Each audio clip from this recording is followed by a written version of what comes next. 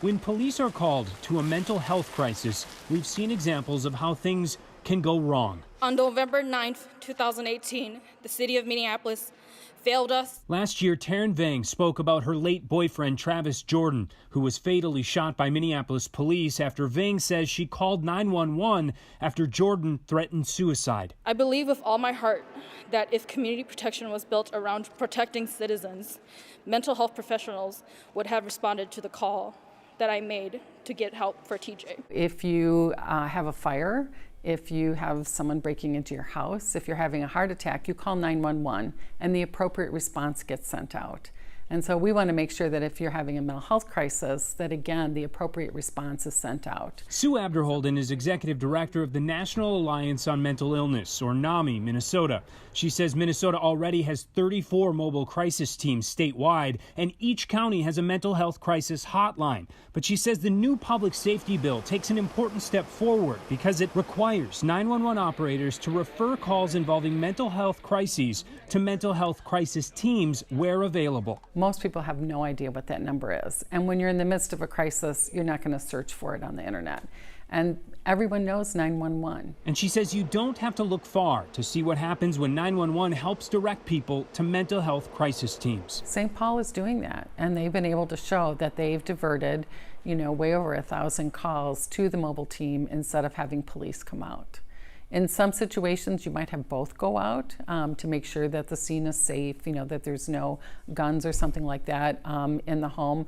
But other than that, many times the crisis team has been able to respond effectively. She says Minneapolis is now looking to add a crisis team member inside its call center to help that process even further.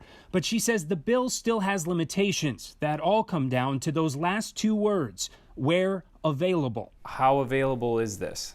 So it's going to depend. Middle of the night, it's going to be much harder. You're going to get someone on the phone. You're not going to necessarily get someone coming out. In Greater Minnesota, we have one crisis team that covers many Northwest counties. Those are long distances, so that's going to be much harder. If people think that the crisis team can respond as quickly as fire, police, or EMTs, they can't. They're just not funded at that. The statewide crisis team budget in 2021 was $13 million, and though it jumps to $18 million next year, that's nothing compared to the city police budgets of Minneapolis, St. Paul, and Rochester, which all dwarf that. But following an unprecedented year of stress, she says anything helps. We have young people with much higher percentage experiencing suicidal ideation.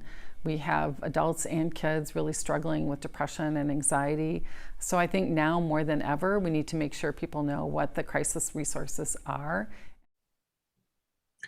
Now, once signed by the governor, this will be known as Travis's Law, and that's in honor of Travis Jordan, who I mentioned at the beginning of that story. And keep in mind, of course, that many of these emergency calls will still dispatch police. But Sue mentioned that so many of those calls are preceded by other mental health calls involving that person, and that's where these teams can often come in and get that person help before it escalates. Jana? That makes sense. But Kent, let's talk about something that happened last year. The federal government said that 988 will eventually be a number nationwide for mental health crisis calls. What's the status of that, and how would it factor into what the state's going to do here in Minnesota?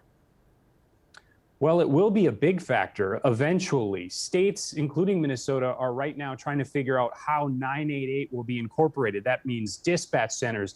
That means a lot of logistics. And Sue said, in fact, it's supposed to go into place September of 2022, next September. But she said at the rate that things are going and how big this undertaking is, it will likely get pushed back. All right.